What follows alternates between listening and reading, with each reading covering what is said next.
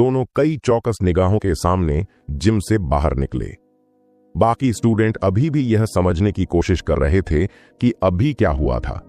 जैसा कि सभी ने सोचा था कि नया लड़का एक सिंपल सा बेकार लड़का है, उसने सभी को पछाड़ दिया और स्कूल के सबसे फेमस स्टूडेंट को हरा दिया। कई स्टूडेंट्स का मानना था कि अब से ईशान अंततः फेमस बच्चों की श्रेणी में शामिल हो जाएगा।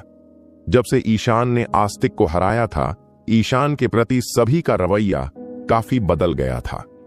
बहुत से लोग जो आस्तिक को पसंद नहीं करते थे और उनके खिलाफ खड़े होने की हिम्मत नहीं रखते थे, अब धीरे धीरे ईशान की तरफ अट्रैक्ट हो रहे थे। आस्तिक की करारी हार के बाद से वह पहले से भी कम बोलने लगा था। उसकी चुप्पी ने उसके समर्थकों को बहुत परेशान कर दिया। उनके कई समर्थक उनके साथ बने रहे क्योंकि उनका मानना था कि ताइक्वांडो को छोड़कर आस्तिक हर विषय में ईशान से कहीं ज्यादा प्रतिभाशाली थे। चाहे बास्केटबॉल हो, ग्रेड हो, पियानो बजाना हो या फिर लुक्स हो, आस्तिक रियल विनर थे। एक दिन बास्केटबॉल ट्रेनिंग समाप्त होने के बाद अभय ने आस्तिक के कंधे को थपथपाया और कहा, आप कैसे हैं? थोड़े टेंशन में लग रहे थे। आस्तिक ने फेक स्माइल दी। वह ईशान को हराने के तरीके सोचना बंद नहीं कर सकता था। समीर ने गुस्से से कहा, यह सब उस ट्रांसफर स्टूडेंट की बदौलत है। उसने ताइक्वांडो क्लास के दौरान काफी अच्छा प्रदर्शन किया था। उसने न केवल मुझे बल्कि आस्तिक को भी हराया था। वह घमंडी था। उसे लगता था कि वह बहुत बदमाश है। उनकी टिप्पणी सुनकर अन्य टीम के साथ ही पीछे मुड़े और अविश्वसनीय रूप से पूछा, तो अफवाह सच है? एक नए स्थानांतरित स्टूडेंट ने आस्तिक को हरा दिया? समीर, मैंने सुना है कि नए लड़के ने तुम्हें लात मार दी है। हाँ, चले जाओ, वो चिल्लाया। मैं बस चूक गया और उस लड़के को हमसे बेहतर प्रदर्शन करने का मौका मिल गया। अगर हमारा दोबारा मैच हुआ तो मैं उसकी पिटाई कर दूंगा। तुम बस देखते रहो। वह इस हार के लिए क्रोधित था। नया लड़का उस समय चुपके से उसके पास आया था जब वह अभी भी तैयार हो रहा था। उसे एक झटका लगने के बाद वह बेहोश हो गया और उसे नहीं पता था कि आस्तिक को क्या हुआ था। इसलिए वह अभी भी आश्वस्त था कि लड़के की शक्ति उसके बराबर थी और वह जीत गया था क्योंकि उसने उसे आश्चर्यचकित कर दिया था। दीपिका ने ठंडी आवाज में कहा, समीर सही कह रहे हैं। कोई नहीं जानता कि अगर वे फिर से मैच करेंगे तो कौन जीतेगा। वैसे भी वह एक क्रूर जानवर है। ग्रेड, परिवार या दिखावे के मामले में उसके पास दिखाने के लिए क्या है? चीयर लीडर्स भी बातचीत में शामिल हो गए और सभी ने सहमति में सिर हिलाया। उनके विचार में ईशान सिर्फ एक बुरा लड़का था जो मुसीबत खड़ी करता था और उसकी तुलना हैंडसम और स्मार्ट आस्तिक से नहीं की जा सकती थी। थोड़ी देर बाद आस्तिक ने अंततः बात की। हालांकि मैं मानता हूं कि ईशान शारीरिक रूप से मुझसे कहीं ज्यादा स्ट्रांग था, लेकिन मेरा मानना है कि मैं अन्य क्षेत्रों में भी उत्कृष्टता हासिल करूंगा। यह देखकर कि आस्तिक ने आखिरकार बोल दिया था, दीपिका ने इधर उधर मुस्कुराते हुए आस्तिक को और ज्यादा प्रोत्साहन दिया। बेशक तुम्हें कभी खुद पर शक नहीं करना चाहिए था। कल ओरिएंटेशन गाला का दिन है। यह तुम्हारा दूसरा मौका होगा। मुझे पूरा भरोसा है कि तुम अपने हुनर से उस लड़के को चौंका दोगे। दीपिका का प्रोत्साहन सुनकर आस्तिक का चेहरा अंततः नए कॉन्फिडेंस से चमक उठा। अभय अपने फ्रेंड से कुछ कहना चाहता था, लेकिन उसने बेहतर सोचा और केवल निराशा भरी सांस छोड़ी। वह अपने फ्रेंडों को वार्निंग देना चाहता था कि वे इस उपद्रवी को कमतर न आंकें। नए लड़के के साथ उसकी मुठभेड़ ने उसके एक बहुत ही खतरनाक पक्ष को उजागर किया। हालांकि अभय ने शर्त लगाई कि सच्चाई आस्तिक के उभरते कॉन्फिडेंस को कम कर देगी, इसलिए उसने चुप रहने का फैसला किया। उस दिन जब ईशान स्कूल पहुंचे तो उत्कर्ष ने उनसे ऊंची आवाज में कहा, आज रात एक ओरिएंटेशन गाला है। मेरी देवी वामिका प्रदर्शन करेंगी। ओरिएंटेशन गाला? ईशान इस खबर से हैरान था। उसे याद आया कि वह अपने पिछले जन्म में इस इवेंट में शामिल हुआ था। वामिका का प्रदर्शन शो का ग्रैंड फिनाले था। उसने एक शानदार डांस परफॉर्मेंस दिया था। तब से ज्यादा लड़के उसके फैंस क्लब में शामिल हो गए और उसे अपनी ड्रीम गर्ल मानने लगे। मुझे याद है कि जब वह नाच रही थी तो आस्तिक ने उसके लिए पियानो बजाया था, इसीलिए उन्हें रोमियो और जूलियट के रूप में जाना जाता था। यह बहुत बुरा था कि वे हमेशा के लिए एक साथ खुशी से नहीं रह पाए। अंदर ही अंदर ईशान वामिका को आस्तिक के साथ नहीं देखना चाहता था, भले ही वामिका ने भी उसे प्रभावित नहीं किया था। हाँ, नए स्टूडेंट्स के लिए ओरिएंटेशन गाला हमें इसे 1 महीने पहले ही आयोजित करना था, लेकिन किसी तरह इसे आगे बढ़ा दिया गया, उत्कर्ष ने कहा। उत्कर्ष जब बोल रहा था तभी समीर उन दोनों लड़कों के पास आया और गुर्राने लगा। तुम्हें लगता है कि तुम वामिका को पसंद करने के लायक भी हो? वह तुम्हारी श्रेणी से बाहर है और वह पहले से ही बॉस की है। समीर के शब्दों से उत्कर्ष शर्मिंदा था। वह चुप करना चाहता था, लेकिन उसके और आस्तिक के बीच की खाई को पाटने की कल्पना से वह डर गया। ईशान ने मुस्कुराते हुए कहा, क्या तुम्हें यकीन है? मैंने सुना है कि वामिका केवल आस्तिक को ही एक नॉर्मल फ्रेंड मानता है। समीर ने ईशान पर व्यंग्य करते हुए कहा, भले ही वामिका को बॉस पसंद ना हो, लेकिन वह कभी भी आप जैसे देहाती पहाड़ी आदमी की तरफ नहीं देखेगी। ईशान ने धीरे से पूछा, आप कैसे जानते हैं? मजाक नहीं कर रहा। तुम्हें कैसे पता चला कि वामिका भाई भाई ईशान के प्यार में नहीं पड़ेगी?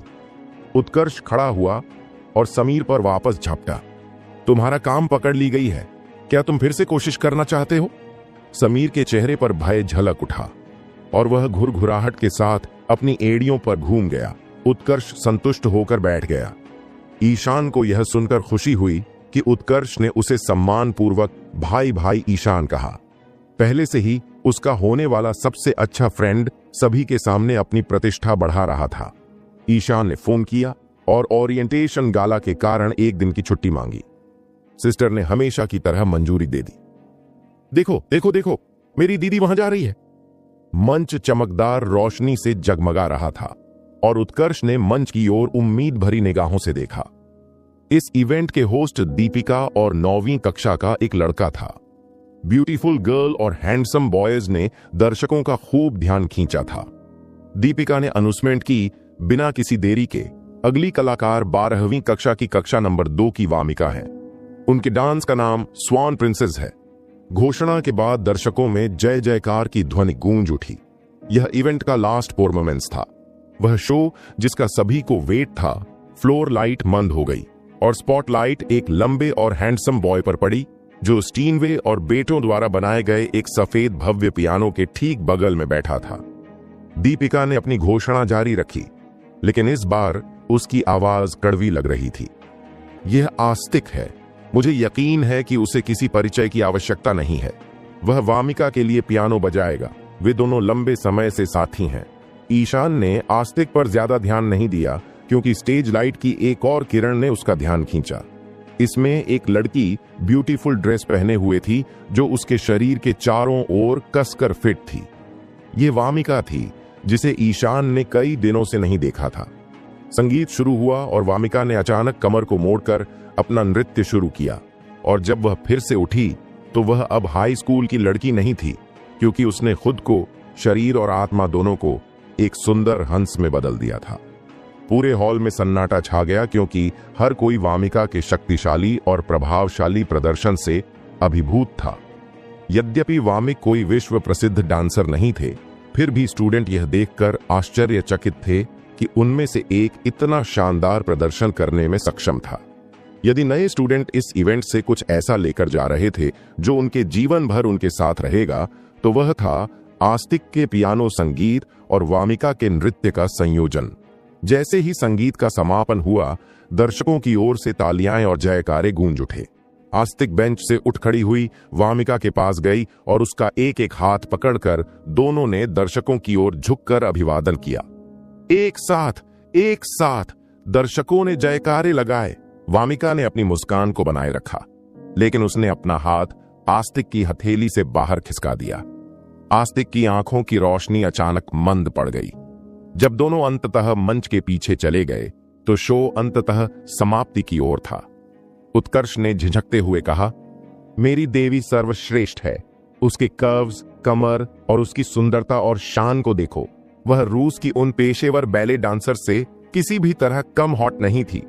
उफ, उस आस्तिक की हिम्मत कैसे हुई उसके हाथ छूने की। उत्कर्ष ने जोर से गुर्राहट के साथ कहा, ठीक है, अब जाने का समय हो गया है। ईशान खड़ा हुआ और चल पड़ा। वह यहां सिर्फ वामिका का डांस देखने आया था। अब जब उसने डांस देख लिया था तो घर जाने का समय हो गया था। अचानक आगे की पंक्ति से शोरगुल की लहर उठी। उत्कर्ष ने देखा और तुरंत उसकी आंखें खुशी से चमक उठीं। देखो, दीपिका और मेरी देवी इस ओर आ रहे हैं। ईशान ने पलटकर देखा कि दीपिका उसकी ओर आ रही है और उसके पीछे एक लड़का और एक लड़की चल रहे हैं। लड़के ने एक ब्यूटीफुल जैकेट पहना हुआ था। उसका लंबा कद उसके सुंदर चेहरे की खूबसूरती को और निखार रहा था और उसका चेहरा लगभग बेदाग था। दोनों टीवी से निकले दो सुपरस्टार की तरह दिख रहे थे। वे आगे बढ़ते हुए अपने फैंस की ओर हाथ हिला रहे थे।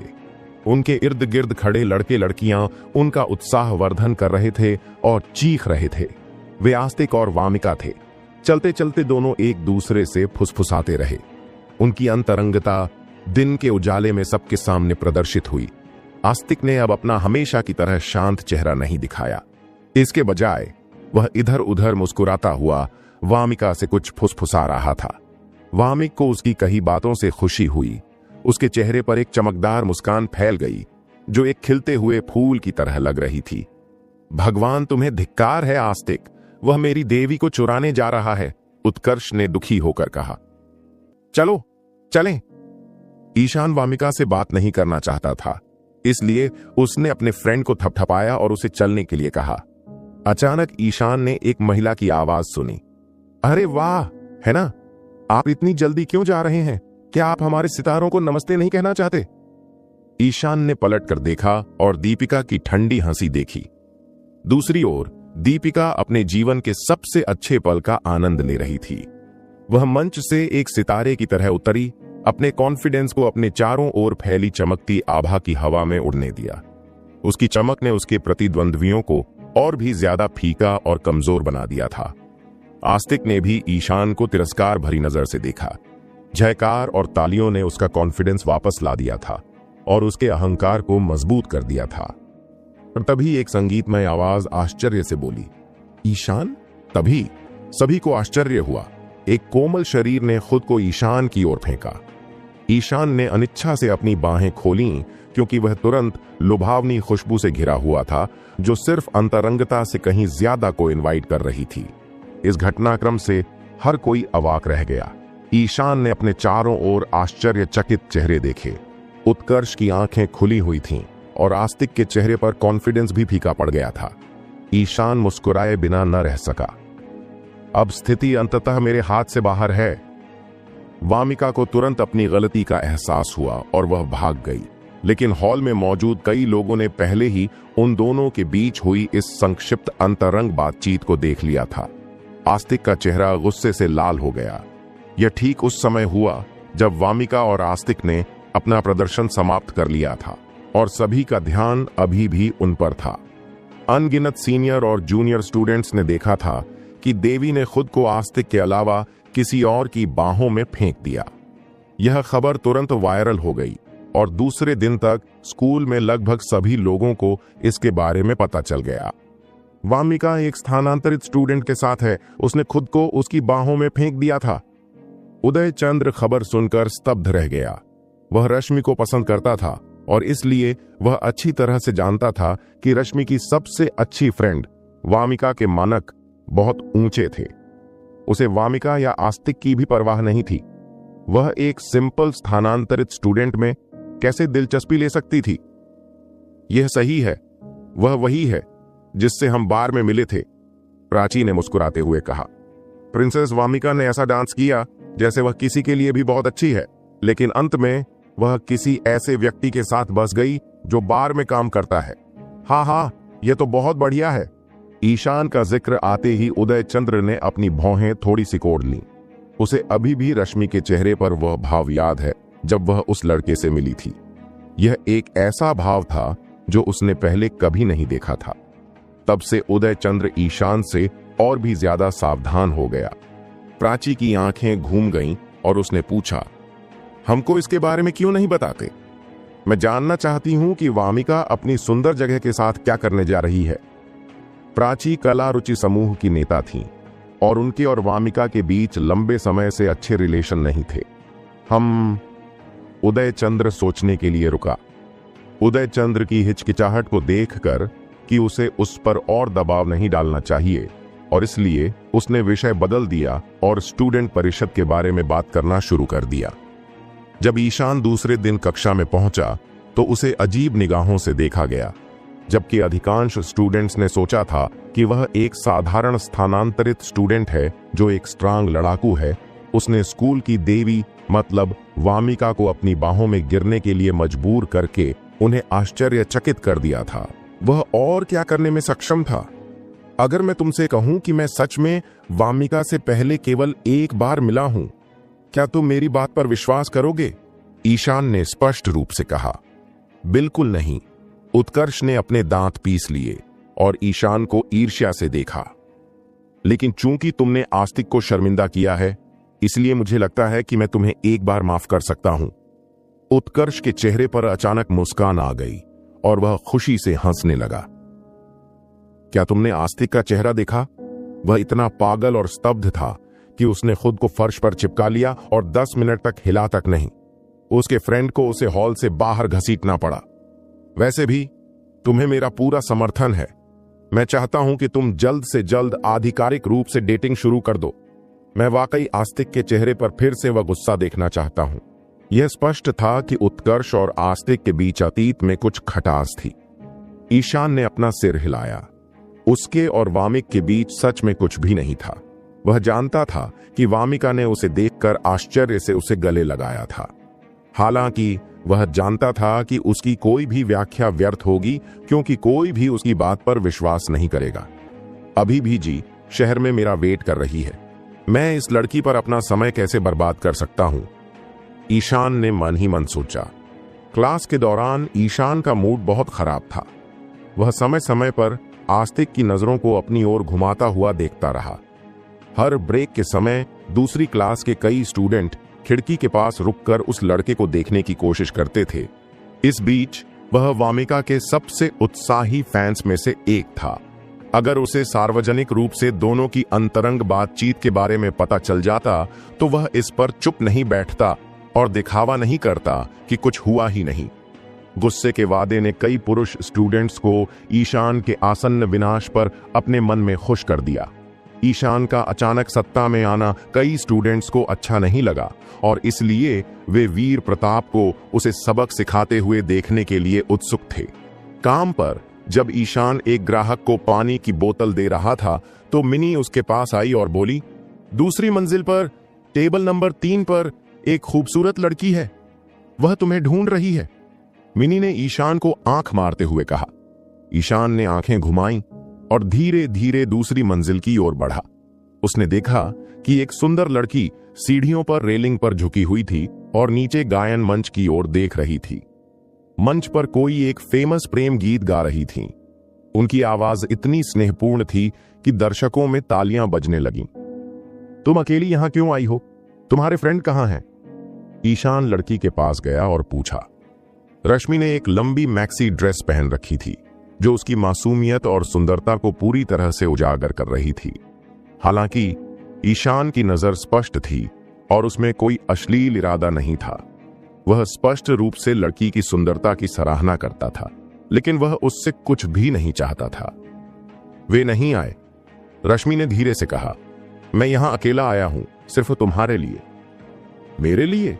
ईशान चौंक गया। क्या ताई मां ने तुम्हें यहां आने के लिए कहा था? नहीं, मैं यहां आपसे वामिका के बारे में बात करने आया हूं। रश्मि ने ईशान की नजर पकड़ने के लिए पलट कर देखा। मैं तुमसे कहना चाहता हूं कि उससे दूर रहो। वह एक अच्छी लड़की है और उसमें बहुत संभावनाएं हैं दुनिया के सबसे प्रतिष्ठित मंच पर। वह तुम्हारी नहीं है, इसलिए प्लीज उसे अपने साथ नीचे मत घसीटते हुए इस छोटे से बार में अपना जीवन बर्बाद करो। ईशान का चेहरा सख्त हो गया। तो तुम मुझे वार्निंग देने यहां आए हो? सच में? मैं तुम्हें वार्निंग देने के लिए यहां हूं। रश्मि की आवाज तेज थी क्योंकि उसने अपनी आंखें ईशान पर टिका दी थीं। मैं उस रात आपकी मदद के लिए बहुत आभारी हूं, लेकिन प्लीज मेरी प्रशंसा का फायदा ना उठाए। वामिका हमेशा अपनी मां के संरक्षण में रही थी, इसलिए उसे शायद यह एहसास न हुआ हो कि आप उसका फायदा उठा रहे हैं। वह तुम्हारी हैसियत से बाहर है। क्या तुम नहीं देखते? ज्यादा से ज्यादा तुम दूसरे दर्जे के विश्वविद्यालय में दाखिला ले सकते हो, लेकिन उससे क्या फायदा? तुम उसकी जरूरतें कैसे पूरी करोगे और उसे जिंदगी में खुशियां कैसे दोगे? यह देखकर कि रश्मि को पूरा विश्वास हो गया था कि वह नैतिक रूप से उच्च स्थान पर है, ईशान अपनी मुस्कान को दबा नहीं सका। क्या मैंने कुछ गलत कहा? रश्मि ईशान की लापरवाही से बहुत खुश नहीं था। रश्मि, तुम अपने बारे में बहुत ज्यादा सोचते हो।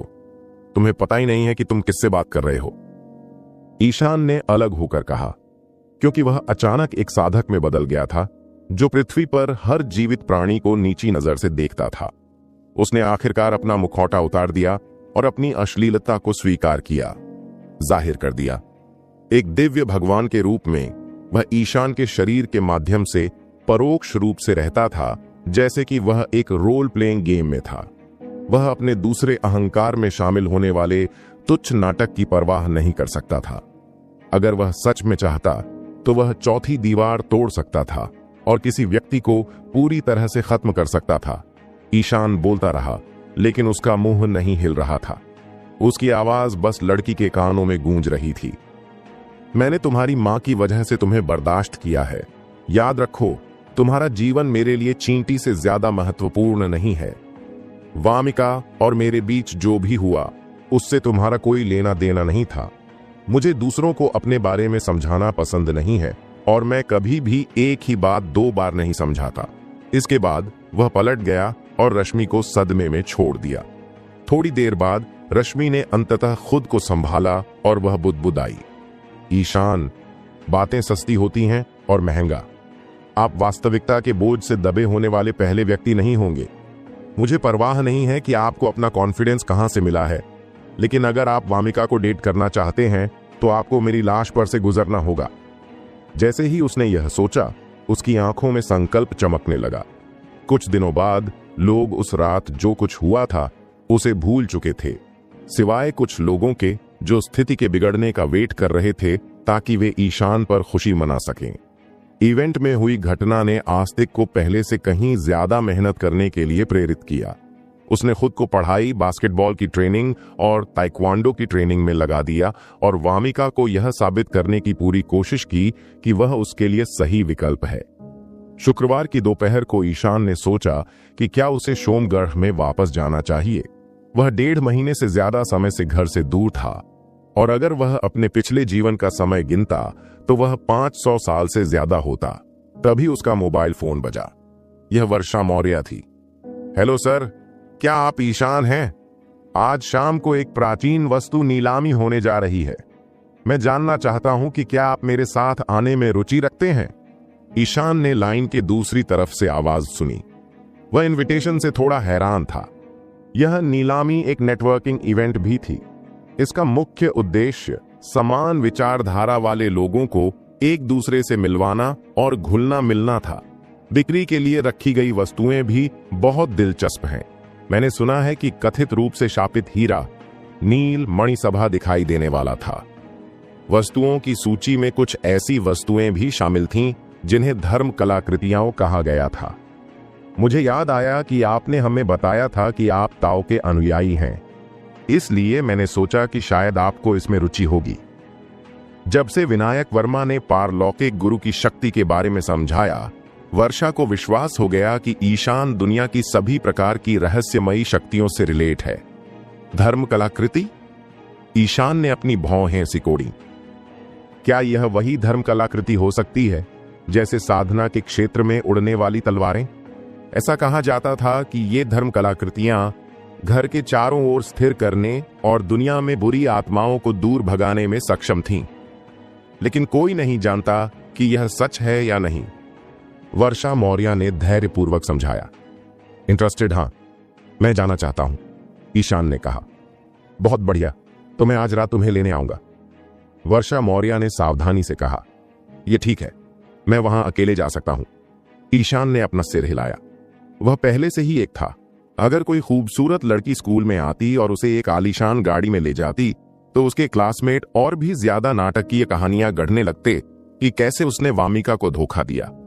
ओरिएंटेशन इवेंट में जो कुछ हुआ उसने उन्हें सुर्खियों में ला दिया और उन्होंने और ज्यादा ध्यान अट्रैक्ट करने की कोशिश नहीं की। बस मुझे पता बताओ, मैं टैक्सी ले लूंगा। बहुत अच्छा, एंट्री द्वार पर उन्हें मेरा नाम बताओ, वे तुम्हें अंदर जाने देंगे। वर्षा मौर्य ने सिर हिलाया। जैसे ही ईशान ने अपना सेलफोन नीचे रखा, उसने उत्कर्ष की उत्सुक निगाहों को उस पर देखा। वह कौन था? कोई नहीं, बस एक फ्रेंड ने मुझे आज रात आने के लिए कहा है। ईशान ने सहजता से जवाब दिया। उसने छुट्टी मांगने के लिए बहन को एक और फोन किया।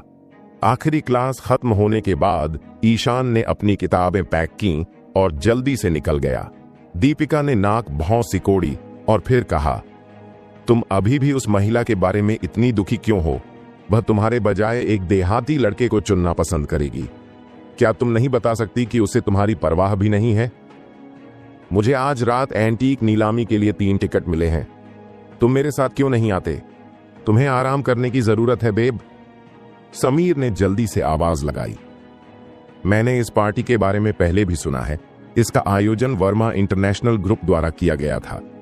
वे केवल 50 मिलियन रुपए से ज्यादा की संपत्ति वाले लोगों के लिए टिकट आरक्षित करते हैं। प्राचीन वस्तुएं सभी बकवास जैसी थीं। यह मजेदार होगा। चलो चलते हैं। सच में, मेरे चाचा की बदौलत मैं 3 टिकटें पाने में सक्षम था। मुझे यकीन है कि ईशान ऐसे कार्यक्रम में काम भी नहीं कर सकता और न ही इसमें भाग ले सकता है। दीपिका ने तिरस्कार पूर्वक मुस्कुराया। आस्तिक ने सिर हिलाया। कई दिनों की कड़ी मेहनत के बाद उसे लगा कि उसने अपना कॉन्फिडेंस कुछ हद तक वापस पा लिया है।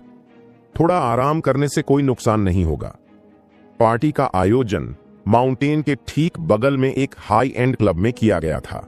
इसे हिडन ड्रैगन विला कहा जाता था। यह एक शांत गांव से घिरा एक सुनसान उपनगरीय क्षेत्र था। ईशान घर गया और कपड़े बदले। फिर उसने टैक्सी लेकर हिडन ड्रैगन विला की ओर प्रस्थान किया। जब वह गंतव्य पर पहुंचा तो उसने देखा कि पार्किंग स्थल पहले से ही महंगी कारों से भरा हुआ था। इस पार्किंग में BMW और ऑडी जैसी गाड़ियां सबसे सस्ती थीं। वहां कई लैम्बोर्गिनी, पोर्श और यहां तक कि उन्होंने 666 नंबर की लाइसेंस प्लेट वाली रोल्स रॉयस फैंटम 7 भी देखी। 2007 में इस कार की कीमत 6 मिलियन से ज्यादा थी। चंद्रनगर में बहुत सारे अमीर लोग हैं, ईशान ने मन ही मन सोचा। लॉबी में एंट्री करते ही उन्होंने रिसेप्शनिस्ट वी वर्षा का नाम बताया और रिसेप्शनिस्ट ने इवेंट सेंटर में उनका स्वागत किया। इमारत के अंदरूनी हिस्से को बहुत ही भव्य तरीके से सजाया गया था। यह साफ था कि यह चंद्रनगर का सबसे उच्च श्रेणी का क्लब था। चमकीले क्रिस्टल मर के नीचे अच्छी तरह से तैयार उच्च वर्ग के मेहमानों के समूह थे। कार्यक्रम हॉल में ईशान की ही उम्र के कई किशोर थे। उसने शर्त लगाई कि उन्हें उनके माता पिता भविष्य की आलीशान जिंदगी का अनुभव करने के लिए यहां लाए हैं।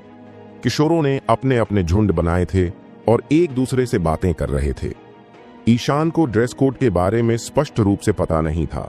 वह सिर्फ बिजनेस कैजुअल शर्ट और पैंट पहनकर इवेंट हॉल में गया, जिससे वह दूसरों से अलग दिख रहा था। रिसेप्शन में एक बूफे बार था, जिसमें नीलामी शुरू होने से पहले मेहमानों के लिए कुछ जलपान की व्यवस्था थी। ये देखकर कि वर्षा मौर्य अभी तक नहीं पहुंचे थे, ईशान ने पहले बूफे टेबल पर जाने का फैसला किया। उसने एक प्लेट उठाई और उसमें लॉबस्टर सलाद डालना शुरू किया। अचानक उसने एक आवाज सुनी जो उसे बुला रही थी। ईशान, तुम यहां क्यों हो? उसकी मधुर और संगीतमय आवाज इतनी स्पष्ट थी कि उसे किसी और के लिए गलत नहीं समझा जा सकता था। ईशान ने पलटकर देखा तो वामिका के चेहरे पर आश्चर्य साफ झलक रहा था।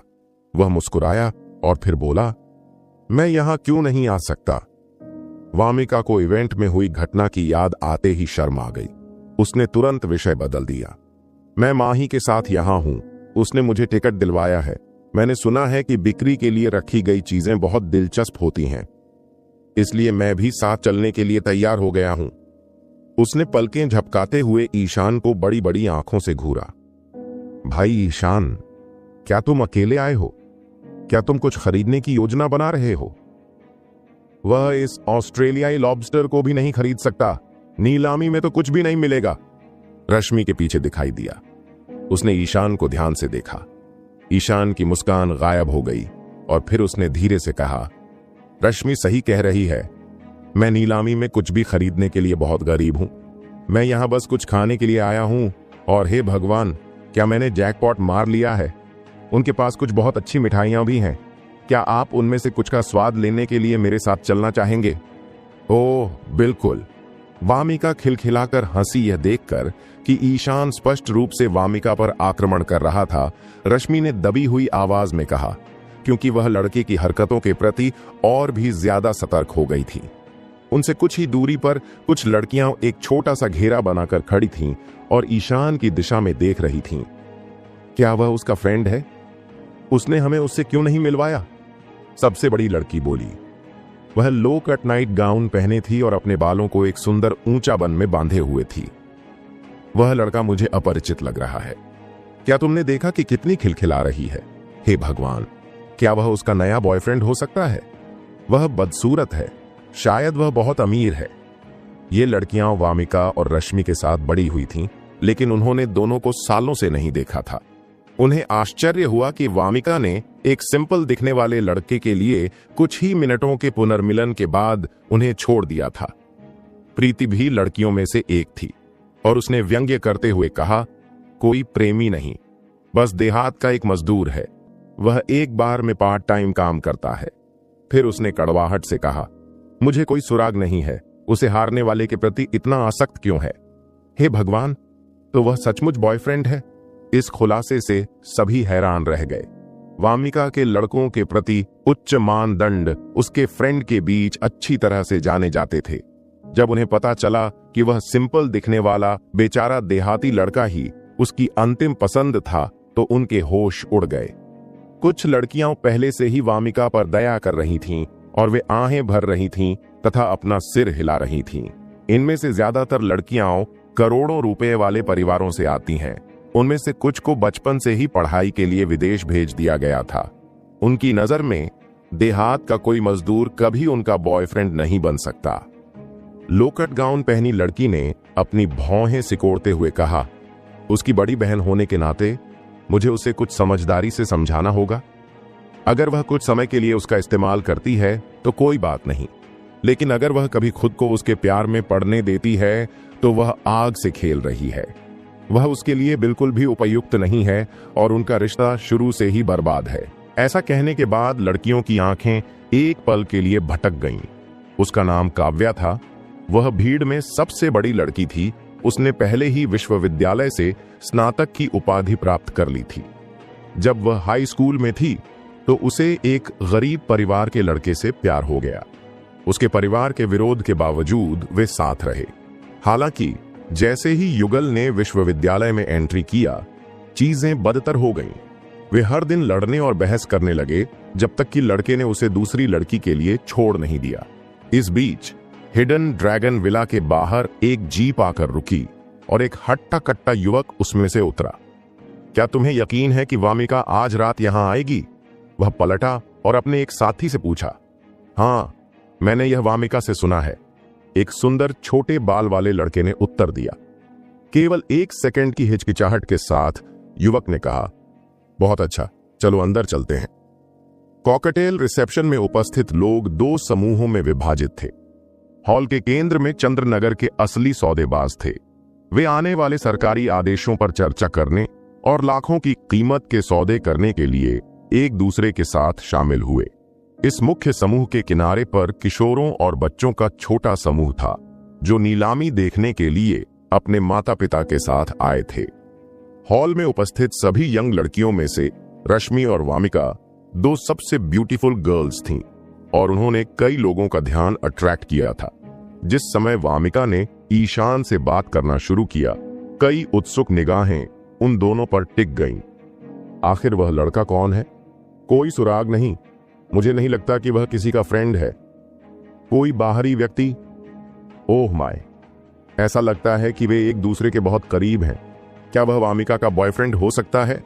इस अजीब घटना से हर कोई हैरान था। अंततः ईशान को पहचानने वाला कोई व्यक्ति बोल उठा। वह हाई स्कूल का स्टूडेंट है, मूल रूप से सोमगढ़ का है। उसे लड़ने का शौक है। अफवाह थी कि कुछ दिन पहले ही वामिका ने सार्वजनिक रूप से खुद को उसकी बाहों में सौंप दिया था।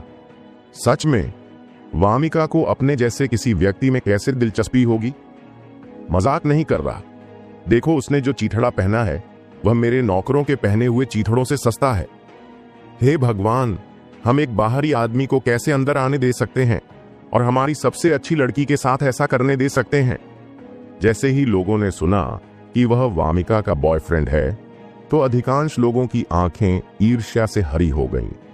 वामिका और रश्मि अमीर बच्चों में सबसे फेमस लड़कियों में से दो थीं। कई लड़के दोनों में से किसी एक के बॉयफ्रेंड बनने का सपना देखते थे। कई बड़े लड़के दोनों लड़कियों को यूनिवर्सिटी जाने के बाद भी याद करते थे।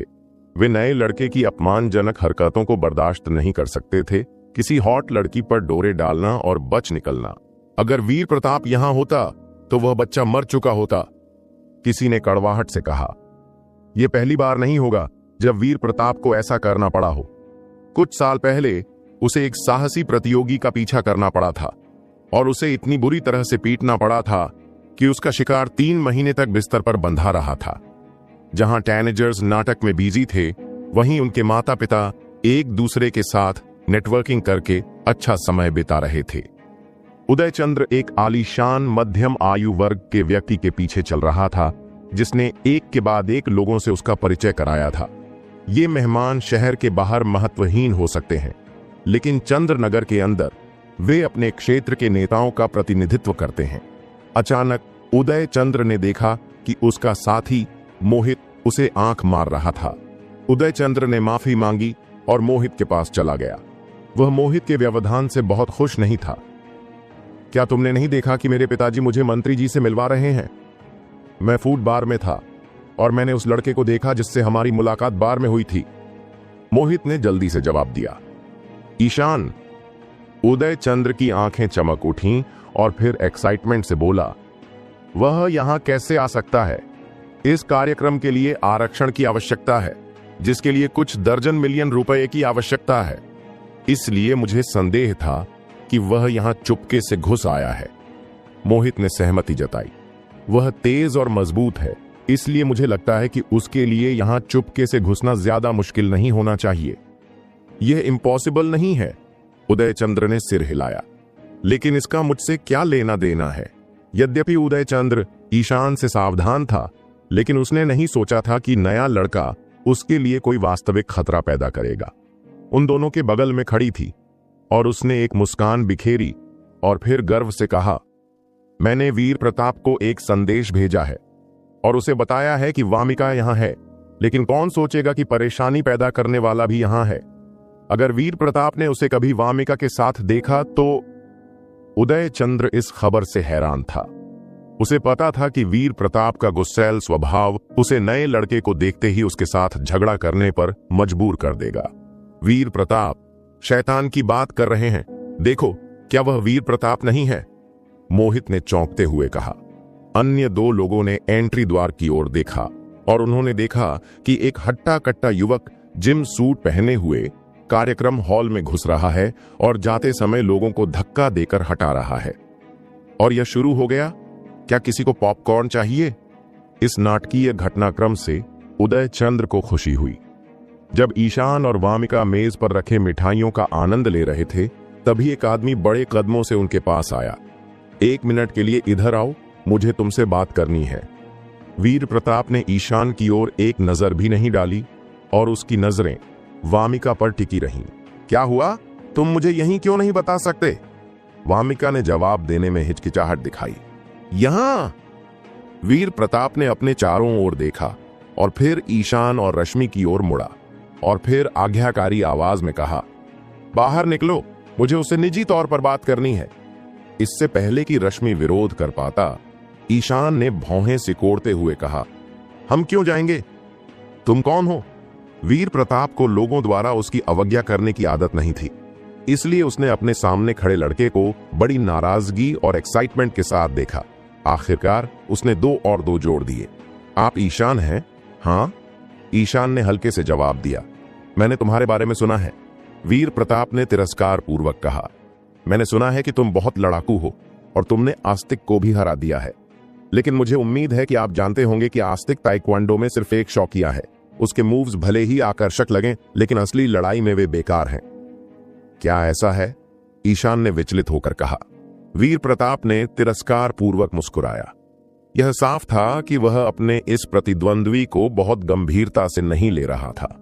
वीर प्रताप ने मुड़कर धीरे से वामिका से कहा, क्या हम बात करने के लिए कोई और जगह ढूंढ सकते हैं? मुझे तुमसे वाकई कुछ बात करनी है। जब उसकी बात समाप्त हुई तो उसने वामिका की बांह पकड़ ली। वीर प्रताप के अचानक कदम से वामिका चौंक गई। वह ईशान के पीछे भागी और कांप उठी। वीर प्रताप, तुम क्या चाहते हो? वीर प्रताप उसके करीब जाने वाला था, लेकिन ईशान ने उसे रोक दिया। ईशान ने ठंडे स्वर में कहा, प्लीज उससे दूर रहो। भाड़ में जाओ। वीर प्रताप ने ईशान को धक्का देते हुए गुर्राते हुए कहा। उसे आश्चर्य हुआ कि लड़का 1 इंच भी नहीं हिला। वीर प्रताप ने ईशान को एक बदसूरत मुस्कान दी और फिर कहा, अरे बच्चे, क्या तुम सच में मेरे साथ गड़बड़ करना चाहते हो? क्या तुम सच में मुझसे उलझना चाहते हो? ईशान ने शांति से पूछा। क्या तुम जानते भी हो कि मैं कौन हूं? वीर प्रताप ईशान के दृढ़ संकल्प से खुश लग रहा था। मैंने अपनी आधिकारिक ट्रेनिंग सिर्फ 12 साल की उम्र में शुरू की थी और 15 साल की उम्र में मुझे हाई स्कूल की टीम में भर्ती कर लिया गया था।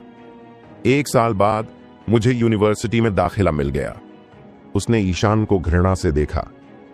अब मैं तुमसे एक बार और पूछूंगा, क्या तुम सच में मुझसे पंगा लेना चाहते हो?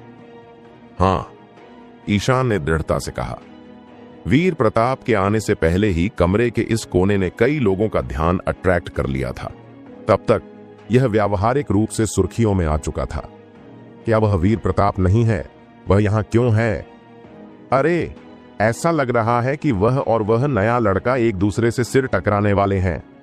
ओ, यह नए लड़के के लिए अच्छा नहीं लग रहा है। शोरगुल के कारण वहां भीड़ जमा होने लगी, क्योंकि हर कोई यह देखना चाहता था कि आखिर हो क्या रहा है। वीर प्रताप कौन है? इस छोटे समूह के एक नए सदस्य ने एक्साइटमेंट से पूछा। वह हमारे स्कूल का सुपरस्टार है और वामिका का भी बहुत बड़ा फैंस है। भीड़ ने नए सदस्य को शानदार उपलब्धियों के बारे में बताना शुरू कर दिया। नए सदस्य ने जो सुना उससे वह हैरान रह गया। अगर वीर प्रताप के बारे में अफवाहें सच होती तो ईशान की किस्मत तय हो जाती। मुकाबले के वादे ने सभी को चौंका दिया और कई लोग ईशान को वीर प्रताप के हाथों परास्त होते देखना चाहते थे। इस बीच आस्तिक और दीपिका बड़े हॉल के दूसरे छोर पर कुछ फ्रेंड के साथ बातचीत कर रहे थे। आस्तिक के सुंदर चेहरे की खूबसूरती अच्छे कपड़े पहने अमीर लड़कों में भी दुर्लभ थी। उसने कई लड़कियों का ध्यान अपनी ओर अट्रैक्ट किया था और उनमें से कुछ तो उसके साथ फ्लर्ट करने भी आती थीं। बताओ, मैंने किसे देखा? समीर दौड़कर उसके पास गया और उत्साहित होकर पूछा। कौन? आस्तिक ने भौहें सिकोड़ते हुए पूछा। ईशान, वह भी यही है, समीर ने प्रसन्नतापूर्वक उत्तर दिया। और मैंने देखा कि वीर प्रताप उसके ठीक बगल में खड़ा था और वह उससे बहस कर रहा था। तुम्हें पता है कि वीर प्रताप का गुस्सा कितना खराब है? वे दोनों इस इवेंट को बर्बाद करने जा रहे हैं। ओह, और वामिका भी उनके ठीक बगल में है। सच में? दीपिका की आंखों में दिलचस्पी चमक उठी। उसने आस्तिक को पकड़ लिया और उससे आग्रह किया, चलो चलते हैं और देखते हैं कि क्या हो रहा है। और फिर उसने मन ही मन कोसा, ईशान, वह कमीना पार्टी में घुस आया होगा। आखिरकार उसे वह मिलने वाला है जिसका वह हकदार है। यह बहुत समय से मिलना बाकी था। आस्तिक बिना कुछ कहे दीपिका के पीछे चली गई। हालांकि उन्होंने ईशान पर खुले तौर पर नाराजगी नहीं जताई, लेकिन यह सुनकर उन्हें खुशी हुई कि ईशान ने खुद को मुसीबत में डाल लिया है। यह देखकर कि वीर प्रताप और ईशान की बातचीत कहीं नहीं जा रही थी, रश्मि ने अपनी भौहें सिकोड़ते हुए कहा, वीर प्रताप, हम एक नीलामी रिसेप्शन पर हैं। अगर आप कुछ तनाव दूर करना चाहते हैं तो मेरा सुझाव है कि आप इसे कहीं और करें और आपके साथ नहीं जा रही है। हे। वीर प्रताप ने रश्मि को एक नजर भी नहीं बख्शा। वह उसके करीब आया और ईशान को एक तीखी नजर से देखा। बच्चे, तुम पहले व्यक्ति हो जिसने मुझे चुनौती देने की हिम्मत की है और तुम आखिरी भी होगे। ईशान मुस्कुराया। जब वह जवाब देने ही वाला था, तभी एक मध्यम आयु वर्ग का व्यक्ति उनके पास आया और गुस्से से पूछा, इसका क्या मतलब है? आप कौन हैं और हमारे कार्यक्रम में उपद्रव मचाने की आपकी हिम्मत कैसे हुई? अरे मैनेजर यश यहां है, किसी को चोट लगने वाली है। एक बड़ा किशोर जिसने अधेड़ उम्र के आदमी को पहचाना बुदबुदाया। प्रीति ने व्यंग्य करते हुए कहा, मुझे उम्मीद है कि वह वीर प्रताप और ईशान दोनों को यहां से बाहर निकाल देगा। मुझे उनमें से कोई भी पसंद नहीं है। प्रबंधक, मेरा नाम वीर प्रताप है। वीर प्रताप ने एक कदम पीछे हटकर ईशान की ओर देखा। मुझे संदेह है कि यह आदमी बिना किसी इनविटेशन के रिसेप्शन में घुस आया है। मैं चाहता हूं कि तुम उसे अभी बाहर निकाल दो। मैनेजर यश ने एक पल के लिए रुककर महसूस किया कि वह वीर प्रताप से बात कर रहा था। उसने अपनी कठोर आवाज को शांत करने वाले लहजे में बदल दिया, हाँ यंग मास्टर। फिर वह ईशान की ओर मुड़ा और बोला, सर प्लीज मुझे अपना इनविटेशन दिखाइए। वामिका ने गुस्से से कहा, उसे अपना इनविटेशन क्यों दिखाना है? तुम वीर प्रताप के इनविटेशन की जांच क्यों नहीं करते? इस सवाल से कोई फर्क नहीं पड़ा। उसने शांति से कहा, क्योंकि मैं जानता हूं कि मेरे बॉस के अच्छे फ्रेंड हैं, लेकिन मुझे याद नहीं आ रहा कि यहां बैठे ये युवा सज्जन कौन है, जबकि मैंने सारे इनविटेशन खुद ही लिखे हैं। क्या मैं पूछ सकता हूं कि आप कौन हैं? उसका नाम ईशान है, सोमगर का एक अज्ञात व्यक्ति। वीर प्रताप ने नाक भौं सिकोड़ी। मुझे सच में ही लगता कि वह आपकी इनविटेशन सूची में है। जैसे ही वीर प्रताप ने अपने शब्द निकाले, वामिका का दिमाग तेजी से चलने लगा। वह भी यही सवाल सोच रही थी। ईशान नीलामी में कैसे शामिल हो गया, जबकि शहर में उसका कोई संपर्क नहीं था? प्रीति के न होने पर वह भी शायद ही नीलामी में शामिल हो पाती। केवल उन लोगों को ही इनविटेशन मिलता जिनके पास करोड़ों की संपत्ति होती। मुझे नहीं लगता कि उसके पास कोई है। वह जरूर चुपके से अंदर आया होगा। एक दर्शक ने ईशान का मजाक उड़ाया। मुझे यकीन है कि तुम सही हो। देखो उसने कितना कचरा पहना हुआ है। मुझे यकीन नहीं हो रहा कि उन्होंने उसे अंदर आने दिया। एक और ने ईशान पर कटाक्ष किया। वह बहुत बड़ी मुसीबत में है। इंटरनेशनल ग्रुप का मालिक ऐसा व्यक्ति नहीं है जिसके साथ वह खिलवाड़ कर सके। इसके अलावा वह वीर प्रताप के साथ भी खराब रिलेशन में है। वह बिल्कुल मर चुका है। किसी ने आह भरी। सर प्लीज मुझे अपना इनविटेशन दिखाएं, नहीं तो मुझे सुरक्षा को बुलाना पड़ेगा। मैनेजर का उदास चेहरा चट्टान की तरह सख्त था और उसकी आवाज अंतिम थी। मेरे पास कोई इनविटेशन नहीं है। ईशान ने एक पल रुककर कबूल किया। हॉल में आश्चर्य की लहर दौड़ गई। मैंने तुमसे कहा था। वीर प्रताप के चेहरे पर एक घमंडी मुस्कान उभरी। उसने ईशान को ऐसे देखा जैसे वह अपने पैर के अंगूठे के नीचे किसी असहाय कीड़े को देखता। आप बिना इनविटेशन के अंदर कैसे आ गए? मैनेजर यश को जवाब सुनकर झटका लगा। उसने अपनी भौहें सिकोड़ी और ईशान को संदेह भरी निगाहों से देखा, जैसे कि वह कोई चोर हो। अगर उसके सुपरवाइजर को पता चल जाता कि कोई इतनी बड़ी जगह पर घुस आया है, तो उसे अपना काम ठीक से न करने के लिए दोषी ठहराया जाता। उसे पहले से ही अपने कंधों के बीच से ठंडा पसीना बहता हुआ महसूस हो रहा था। सौभाग्य से कमरे में मौजूद बड़े लोगों को इसकी भनक लगने से पहले ही उसने हस्तक्षेप कर दिया था। बहुत बढ़िया, अब ईशान मर चुका है। इस घटना ने दीपिका के मन में खुशी की लहर दौड़ा दी। बदला इससे ज्यादा मीठा नहीं हो सकता था। समीर ने अपना सिर हिलाया और कहा, यार तुम खुद को इस तरह की गंदगी में क्यों डाल रहे हो? वे तुम्हारे बस के बाहर हैं यार। तुम्हें इससे दूर रहना चाहिए था, नहीं तो तुम खुद को हंसी का पात्र बना लोगे। यहां तक कि आस्तिक को भी यह जानकर निराशा हुई कि जिस प्रतिद्वंद्वी की वह इतनी परवाह करता था, वह बिना धोखा दिए इवेंट के एंट्री द्वार से आगे नहीं बढ़ सका। उसे इस बात का अफसोस था कि उसने किसी ऐसे व्यक्ति की इतनी परवाह की जो इतना बेकार था। रश्मि के चेहरे पर निराशा की झलक दिखी। घटना के इस मोड़ से हैरान वामिका ने बेचैनी से फर्श पर पैर पटकते हुए ईशान की तरफ उंगली उठाई। भाई ईशान, आप ऐसा कैसे कर सकते हैं? अभी मेरा काम खत्म नहीं हुआ है। ईशान ने उसे बीच में ही टोक दिया। मेरे पास इनविटेशन नहीं है, लेकिन जिस व्यक्ति ने मुझे इनवाइट किया है उसके पास है। बस अपनी अतिथि पुस्तिका देखें और हम इसे साफ कर देंगे। आपको यहां आने के लिए इनवाइट किया गया है? ने संदेह से कहा।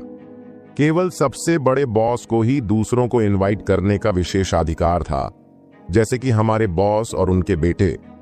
मेरे बॉस का एक ही बेटा है, क्या तुम्हें यकीन है कि उन्होंने तुम्हें इनवाइट किया है? ईशान एक पल के लिए असमंजस में पड़ गया। उसे याद नहीं आया कि वर्षा मौर्य ने कहा था कि वह वर्मा इंटरनेशनल ग्रुप की मालकिन है। साथ ही साफ साफ कहा था कि उसके बॉस का बेटा है, बेटी नहीं। ईशान को चुप रहते देख मैनेजर यश कोई भी कार्रवाई करने में हिचकिचाने लगा। अंततः उन्होंने किसी से अतिथि पुस्तिका की जांच करने के लिए कहने का निर्णय लिया, जैसा कि लड़के ने सुझाया था, क्योंकि उन्हें लगा कि पछताने से अच्छा है कि पहले से ही सावधान रहें। अचानक उसके पीछे से एक और आवाज आई। हालांकि मुझे यकीन नहीं है कि किसी ने उसे इनवाइट किया था। मैंने इस लड़के को कुछ सप्ताह पहले ही देखा था और वह एक बार में फ्रूट बॉय के रूप में काम कर रहा था। भीड़ ने वक्ता की ओर देखा और उन्होंने एक खूबसूरत लड़की को देखा जिसने अपना चेहरा रंगा हुआ था और चमकदार पोशाक पहनी हुई थी। इंटरनेशनल ग्रुप का एक युवा मास्टर एक फ्रूट बॉय का फ्रेंड कैसे हो सकता है? जैसे ही लड़की ने अपनी बात समाप्त की, भीड़ उबल पड़ी। अधिकांश लोगों ने सोचा था कि ईशान एक मूर्ख लड़का था जो किसी ऐसी जगह घुसने के कारण पकड़ा गया जहां उसका जाना उचित नहीं था। लेकिन किसी ने यह नहीं सोचा था कि जो कुछ उसने देखा उससे कहीं ज्यादा कुछ था। वर्मा इंटरनेशनल ग्रुप के मालिक और उनके बेटे दोनों ही शहर में प्रभावशाली लोग थे। वे कभी भी किसी मजदूर से फ्रेंड करने में अपना समय बर्बाद नहीं करते थे। उसे अपने कार्यक्रम में इनवाइट करना तो दूर की बात थी। उनके दावे इतने बड़ा चढ़ाकर बताए गए हैं कि एक अंधा आदमी भी जान जाएगा कि वह बोल रहे हैं। यह कितनी शर्म की बात है कि वामिका उसके जैसे किसी व्यक्ति के प्यार में पड़ गई। तब तक सभी लोग ईशान को घृणा और तिरस्कार की दृष्टि से देखने लगे। अगर ईशान ने यह स्वीकार कर लिया होता कि वह सिर्फ अपनी गर्लफ्रेंड से मिलने के लिए कार्यक्रम में घुसा था, तो लोगों को उसके प्रति ज्यादा सहानुभूति हो सकती थी। हालांकि उसके घटिया ने लोगों को उसकी ईमानदारी पर सवाल उठाने पर मजबूर कर दिया था और तब तक कोई भी उसके पक्ष में नहीं था। ईशान को आरोपों से कोई फर्क नहीं पड़ा, लेकिन उसने बोलने वाली लड़की की ओर देखा। तो जो व्यक्ति इस सब के पीछे है वह होना चाहिए। ईशान ने अपने मन में अपनी स्थिति की गणना की। मैनेजर यश ने गंभीर स्वर में लड़की से पूछा, लड़की, क्या तुम मुझे सच बता रही हो? मैं उसकी गारंटी ले सकता हूं। एक और आवाज उठी। वक्ता ने रश्मि को माफी मांगने वाली मुस्कान दी और फिर आगे बोला, मैं ईशान से उस बार में मिला था जहां वह काम करता था, लेकिन कौन जानता है, शायद उसका कोई ऐसा रिलेशन हो जिसके बारे में हम नहीं जानते। मेरा सुझाव है कि अतिथि पुस्तिका की जांच करें। लेकिन हां, लड़की ने सच कहा है, उदय चंद्र ने कहा। इस सब के पीछे उदय चंद्र का हाथ है। अंततः ईशान को एहसास हुआ। रश्मि ने अपनी भौहें सिकोड़ लीं, क्योंकि उसे आश्चर्य हुआ कि क्या ईशान ने अनजाने में उदय चंद्र को नाराज कर दिया है। हालांकि रश्मि ने माना कि उदय चंद्र को इस मामले में किसी की जरूरत नहीं थी, क्योंकि यह ईशान ही था जिसने शुरू से ही ठा बोला था। उसने ईशान की ओर देखा और फिर निराशा भरी सांस ली। क्या तुम्हें बस इतना ही पता है? पिछली बार जब हमने बार में बात की थी तो तुम बहुत महत्वाकांक्षी लग रहे थे, लेकिन ऐसा लग रहा था कि वह सिर्फ खोखली बातें थीं। आखिरकार मैं तुम्हारे बारे में सही था। रश्मि ईशान से बहुत निराश था। चूंकि मास्टर ने इसे इस तरह से रखा है, मुझे नहीं लगता कि अब अतिथि पुस्तिका की जांच करने की कोई आवश्यकता है। मैनेजर यश ने उदय चंद्र को देखकर मुस्कुराया। उदय चंद्र शहर का सबसे प्रभावशाली युवक था।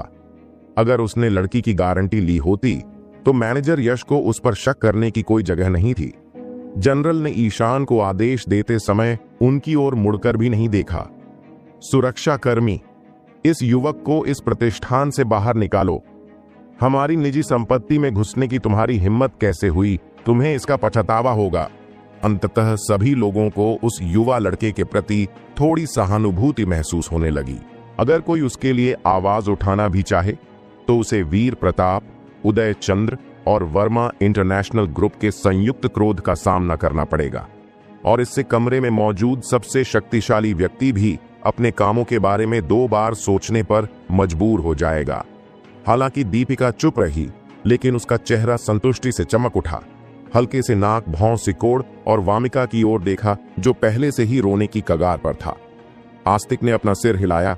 वह जानता था कि आज रात ईशान को कोई नहीं बचा पाएगा। उदय चंद्र ने ईशान की तरफ एक नजर भी नहीं डाली। उसने नजरें दूसरी तरफ घुमाई और अपने गिलास से रेड वाइन का एक घूंट लिया।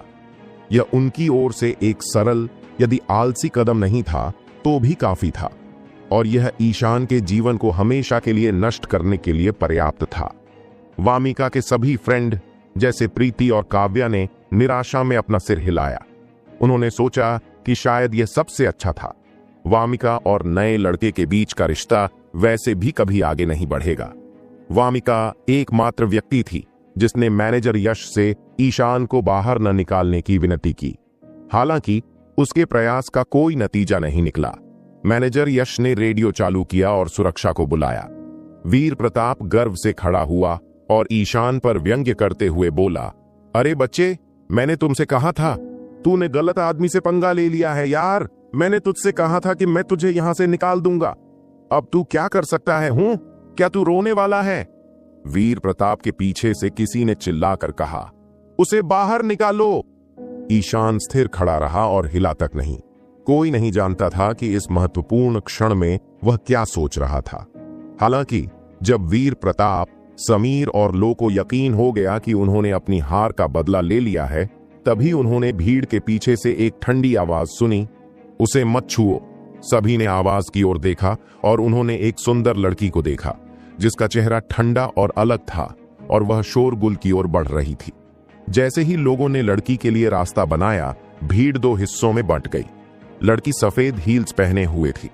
वह 1 मीटर और 78 सेंटीमीटर या उससे ज्यादा लंबी लग रही थी। उसकी जंगली और चमकती आंखों से गर्व और प्रभुत्व की भावना निकल रही थी, जिससे कई कम कॉन्फिडेंस वाले पुरुष और महिलाएं अपना सिर नीचे कर लेते थे। ऐसा लग रहा था जैसे लड़की बर्फ की दुनिया की रानी हो। वह कौन है? ईशान के पक्ष में बोलने की उसकी हिम्मत कैसे हुई? एक दर्शक ने घृणा से पूछा। जो लोग पहले से ही लड़की को पहचान चुके थे, वे दर्शक के दुस्साहसिक सवाल से चौंक गए। उनमें से एक ने जल्दी से दर्शक का मुंह ढक दिया और कहा, क्या तुम पागल हो? वह एक प्रिंसेस है, वर्मा फैमिली की राजकुमारी।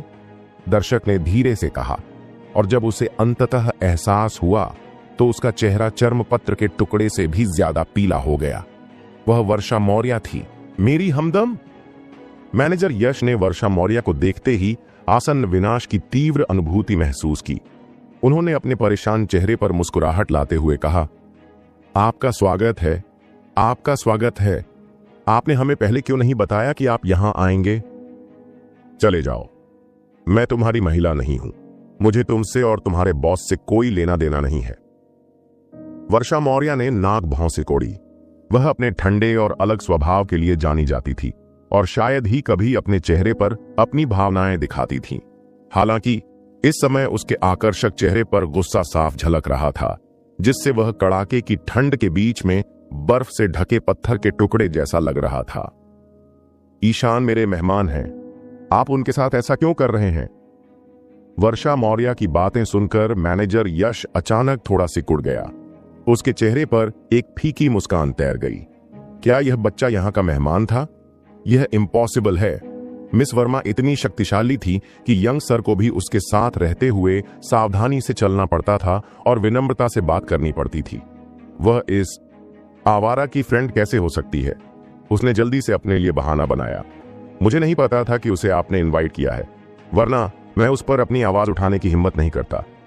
मैनेजर यश का बहाना सुनकर वर्षा मौर्य का ठंडा चेहरा जरा भी गर्म नहीं हुआ।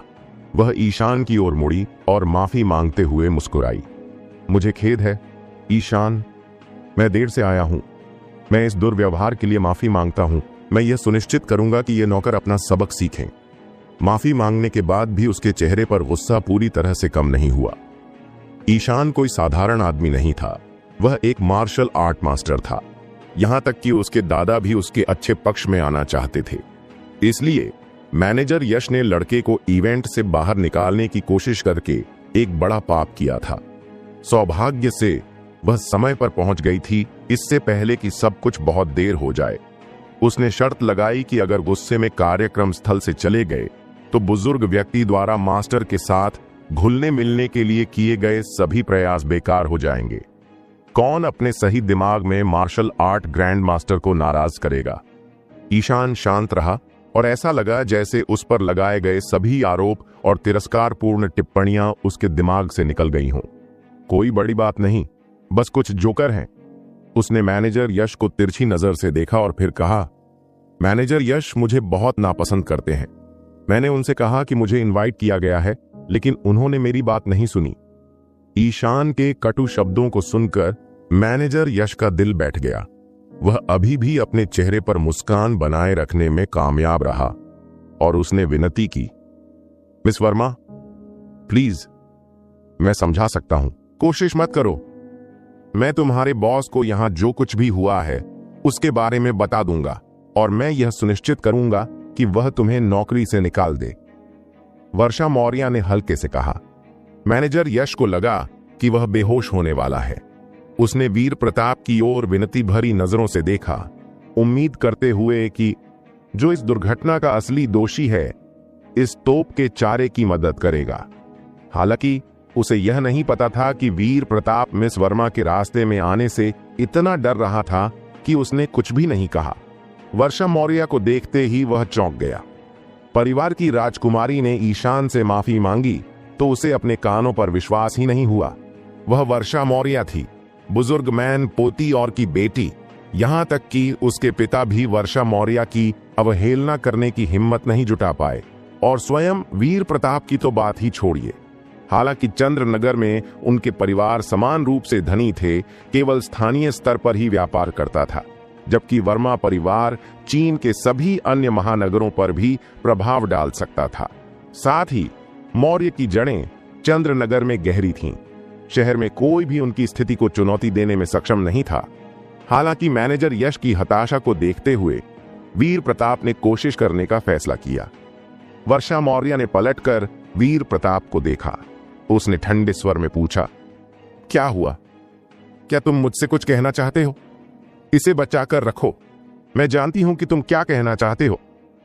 वर्षा की इस बार ने वीर प्रताप के क्रोध को भड़का दिया। उसने विरोध किया, ठीक है, इस गड्ढे ने मेरी गर्लफ्रेंड को चुरा लिया था और चुप रहो तुम, वर्षा मौर्य ने लड़के पर चिल्लाया। उसने वीर प्रताप को नाराजगी से देखा। उसने उससे बहुत बेहतर की उम्मीद की थी। मैंने सोचा था कि अंकल द्वारा तुम्हें ट्रेनिंग शिविर में भेजे जाने के बाद तुम अपना अपराध छोड़ दोगे और बड़े हो जाओगे, लेकिन ऐसा लगता है कि यह सिर्फ इच्छाधारी सोच थी। तुम पहले से भी बदतर हो।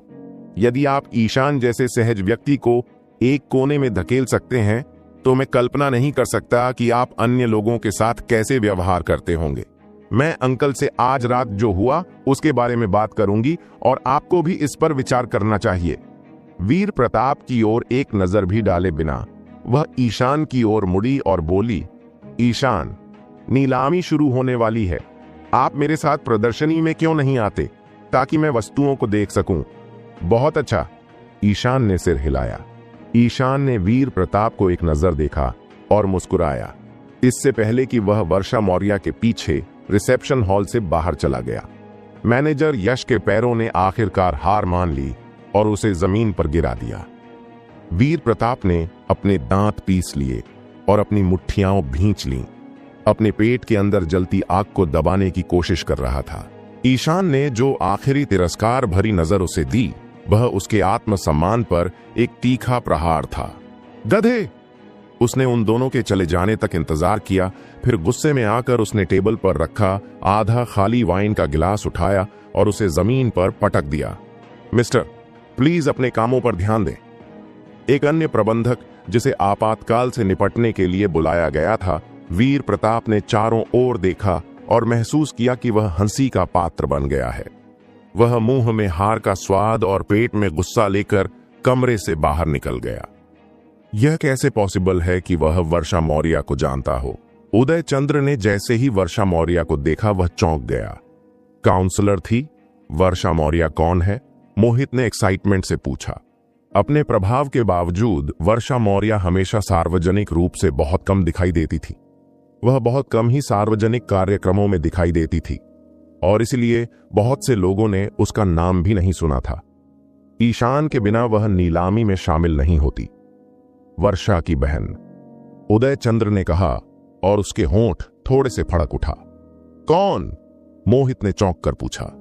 यहां तक कि भी इस खुलासे से हैरान रह गया।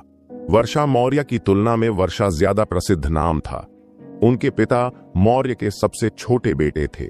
मोहित जैसे लोगों को कभी भी वर्षा जैसे शक्तिशाली व्यक्ति से मिलने का मौका नहीं मिलेगा। इसलिए उन्होंने शर्त लगाई कि वर्षा मौर्य कम से कम उसके चाचा के समान प्रभावशाली थी। मुझे याद है कि बूढ़े का सबसे छोटा बेटा सबसे कम सफल है। पिता वर्षा मौर्य का पिता कौन है? सबसे बड़ा बेटा या दूसरा बेटा? वह की बेटी है, उदय चंद्र ने कहा। ओह बकवास, हमारा काम हो गया, हमने गड़बड़ कर दी। अब हमें क्या करना चाहिए? क्या होगा अगर ईशान हमसे बदला लेना चाहे? कांपती आवाज में खेदपूर्वक कहा। किसने सोचा होगा कि एक देहाती लड़के का उत्तरी तट के मौर्य से रिलेशन हो सकता है? ऐसा कैसे हुआ? उदय चंद्र का चेहरा शांत था, लेकिन वह मन ही मन ईशान को कोस रहा था। उसने सोचा था कि नया लड़का सिर्फ एक कीड़ा है जिसे वह आसानी से कुचल सकता है, लेकिन ऐसा लग रहा था कि ईशान लंबे समय तक उसके लिए कांटा बना रहेगा। इस बीच प्रीति और अन्य लड़कियां अविश्वास के साथ इस घटनाक्रम को देख रही थीं। उन्होंने देखा कि ईशान ने अंतिम चरण तक मजबूर होने के बाद स्थिति को कैसे बदल दिया। वह महिला कौन है? वह किसी बड़ी हस्ती की तरह दिखती है। क्या वह सच में इतनी शक्तिशाली थी कि वीर प्रताप और वर्मा इंटरनेशनल ग्रुप की संयुक्त ताकत को परास्त कर सके? मजाक नहीं कर रहा। क्या किसी ने अभी नहीं कहा कि वह बार में काम करता है? हाँ, एक फ्रूट बॉय के रूप में। इन लड़कियों के बीच अच्छे रिलेशन नहीं थे, इसलिए उन्होंने वर्षा मौर्य का नाम भी नहीं सुना होगा। उसे व्यक्तिगत रूप से देखना तो दूर की बात थी। काव्या उन लड़कियों में से एकमात्र थी जिसने ईशान के बचावकर्ता को पहचाना था। यह मौर्य से मिस वर्मा है। इस खुलासे से सभी इतने हैरान हो गए कि उनके चेहरे पीले पड़ गए। उत्तरी तट का मौर्य तो शहर का सबसे प्रमुख घराना था। परिवार की पोती होने के नाते वर्षा के पास अकल्पनीय मात्रा में संसाधन थे और परिवार का प्रभाव था। उसने ऐसा जीवन जिया होगा जिसके बारे में ज्यादातर लड़कियां सपने में भी नहीं सोच सकती। वह हारने वाला वर्षा मौर्य का फ्रेंड है। वे फ्रेंड की तरह बात भी नहीं करते। हो सकता है कि जो दिख रहा है उससे कहीं ज्यादा हो। किसी ने सुझाव दिया। तब तक लड़कियों को वामिका की पसंद पर अफसोस नहीं रहा। इसके बजाय वे असली सोने को पहचानने की उसकी क्षमता पर आश्चर्यचकित थीं। सब कुछ इतनी जल्दी हुआ कि वामिक अभी भी अस्त व्यस्त थी, लेकिन थोड़ी देर बाद उसने आखिरकार खुद को संभाला। रश्मि उसके पास आया, उसका हाथ खींचा और कहा, वह चला गया है, तुम अभी भी यहां क्यों खड़ी हो? रश्मि की समान आवाज के बावजूद उसका दिल विरोधाभासी भावनाओं से भरा हुआ था। तो क्या वह आपकी रक्षक है? कोई आश्चर्य नहीं कि तुमने वीर प्रताप को नीची नजर से देखने की हिम्मत की। रश्मि ने मन ही मन सोचा और फिर हल्की सी आह भरी। आस्तिक और अन्य लोग विश्वास नहीं कर सके कि उन्होंने क्या देखा था। अपने अंतिम पड़ाव पर खड़े ईशान को आखिरकार उस समय हंसी आ गई जब उनका सहारा उन्हें मिल गया। जब दीपिका और अन्य लोगों ने असली पहचान वर्षा मौर्य के बारे में सुनी तो उनके चेहरे सदमे से पीले पड़ गए। दीपिका के चाचा वर्मा इंटरनेशनल ग्रुप के मैनेजर यश थे, जो मैनेजर यश के समान स्तर के थे। यह देखकर कि वर्षा मौर्य कितनी आसानी से मैनेजर यश को नौकरी से निकाल सकते थे, दीपिका ने शर्त लगाई कि ईशान के लिए वर्षा मौर्य को अपनी नाराजगी बताकर बदला लेना आसान होगा। कौन सोचेगा कि वह वर्षा मौर्य का फ्रेंड है? समीर ने अविश्वसनीय रूप से कहा। वर्षा, रश्मि और वामिका जैसी अन्य लड़कियों से बहुत अलग थी। हालांकि वह आमतौर पर अपने बारे में ही बातें कहती थीं, लेकिन चंद्रनगर के ज्यादातर उच्च वर्ग के नागरिक उसका नाम अच्छी तरह जानते थे। उसके पिता को अपने व्यवसाय के दौरान कई मुश्किलों का सामना करना पड़ा था और वे मौर्य के प्रभाव को नई ऊंचाइयों पर ले जाने के लिए आशान्वित थे। ऐसे प्रभावशाली व्यक्ति के सामने तो उदय चंद्र और वीर प्रताप को भी आदर दिखाना पड़ेगा। समीर की तो बात ही छोड़िए। आस्तिक एक पल के लिए चुप रहा और फिर बोला, चलो चलें। वह मुड़ा और चल पड़ा। वे जानते थे कि ईशान के समर्थन में इतने शक्तिशाली सहयोगी के होते हुए उनके लिए उसे चुनौती देना इम्पॉसिबल होगा। समीर ने गहरी सांस ली और आस्तिक के पीछे हॉल से बाहर चली गई। हालांकि दीपिका पीछे खड़ा था। अपनी अगली चाल के बारे में सोचते हुए उसकी आंखों में गणनात्मक विचार चमक रहे थे। इंटरनेशनल ग्रुप मेरे दूसरे चाचा का था। हालांकि मुझे डर था कि आप उनके जैसे लोगों द्वारा आयोजित कार्यक्रम में आने से हिचकिचाएंगे, इसीलिए मैंने आपको सब कुछ नहीं बताया। वहां जो कुछ भी हुआ उसके लिए मैं माफी मांगता हूं। वर्षा मौर्य ने माफी मांगते हुए कहा। कोई बात नहीं, मुझे उस झंझट से बाहर निकालने के लिए मैं आपको थैंक यू कहना चाहता हूं, ईशान ने हल्के से कहा। यद्यपि ईशान की आवाज में किसी प्रकार की कटुता नहीं थी, फिर भी वर्षा मौर्य का दिल उसके गले में अटक गया, क्योंकि उसने अप्रसन्न स्वर को महसूस किया था। अगर ईशान कोई साधारण व्यक्ति होता तो वह शायद उस पर विश्वास कर लेती कि वह इस मामले को शांत कर देगा। हालांकि वह जानती थी कि ईशान एक पारलौकिक गुरु था और वह इस तरह का अपमान बर्दाश्त नहीं कर पाएगा। ऐसा सोचते हुए वर्षा मौर्य ने जल्दी से जवाब दिया, वीर प्रताप एक मूर्ख लड़का है, लेकिन मैंने उसे बड़ा होते देखा है, इसलिए मैं आपसे विनती करना चाहता हूं कि उसे सिर्फ एक बार छोड़ दें, प्लीज। ओह, ईशान रुक गया और आधी मुस्कान के साथ वर्षा मौर्य की ओर देखने लगा। ईशान की आंखों में उदासीनता देखकर उसे पता चल गया कि उसका अंतर्ज्ञान सही था। धीरे धीरे उसका चेहरा विनती करने वाले चेहरे में बदल गया। रश्मि ने सोचा था कि वर्षा मौर्य ईशान का समर्थक है, लेकिन उसे यह नहीं पता था कि ईशान को किसी के समर्थन की आवश्यकता नहीं थी। हालांकि वीर प्रताप बहुत शक्तिशाली था। अगर ईशान उसे मारना चाहता तो वह उसे एक झटके में मार सकता था। वह ठीक वैसा ही करने वाला था, ठीक उससे पहले जब भी वर्षा कार्यक्रम में आया। उसे आश्चर्य हुआ कि लड़की उसके छिपे हुए इरादे को भांपने में सक्षम थी। दोनों ने 30 सेकंड तक एक दूसरे को देखा और यह देखकर कि वर्षा मौर्य अपनी दलील पर अड़ी हुई थी, ईशान ने आखिरकार हार मान ली और ठंडी आवाज में कहा, अगर ऐसा दोबारा हुआ तो वह मर जाएगा। ऐसा कहने के बाद उसने वर्षा मौर्य के पीले चेहरे से नजरें हटा लीं। हाँ, वर्षा ने धीमे स्वर में उत्तर दिया। उसने अपना सिर नीचे किया और ईशान के साथ चलने लगी। उसने खुद को याद दिलाया कि वीर प्रताप के साथ गंभीरता से बात करनी चाहिए ताकि वह फिर से मुसीबत में न पड़े। ईशान की असलियत जानने के बाद वर्षा मौर्य को आखिरकार अपने और ईशान के बीच की खाई का एहसास हुआ।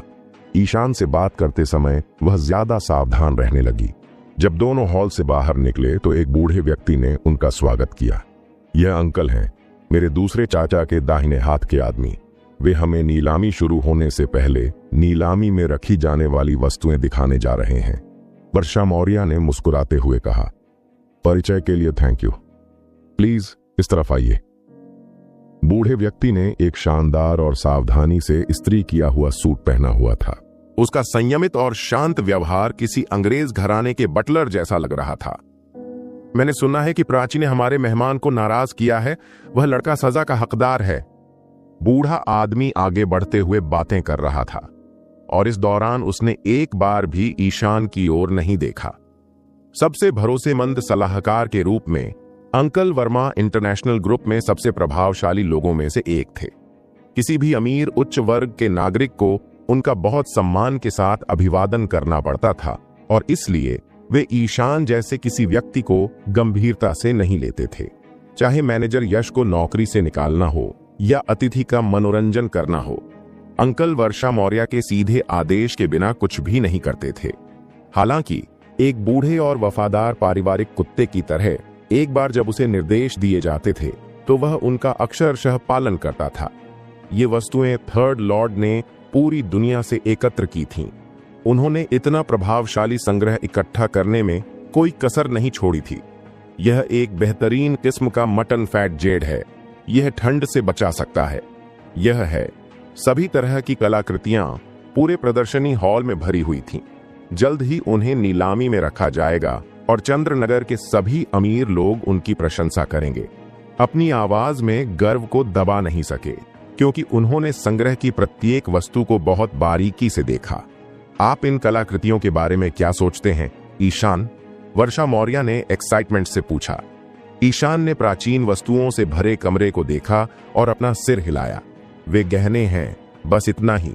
जादुई चीजों के बारे में अपने ज्ञान के भंडार के साथ वह आसानी से असली धर्म कलाकृतियों को साधारण गहनों से अलग पहचान सकता था।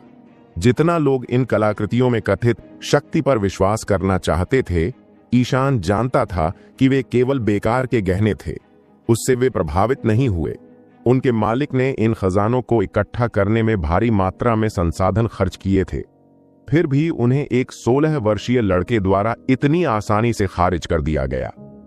ऐसा लगता है कि इस नौजवान को सबक सिखाने के लिए मुझे असली खजाना बाहर लाना होगा। ये सोचकर अंकल को देखकर मुस्कुराया। मेरी महिला, ये सबसे कीमती खजाने नहीं हैं। प्लीज इस तरफ आइए। सच में? जरूर। वर्षा मौर्य ने उत्साह से बूढ़े आदमी का पीछा किया।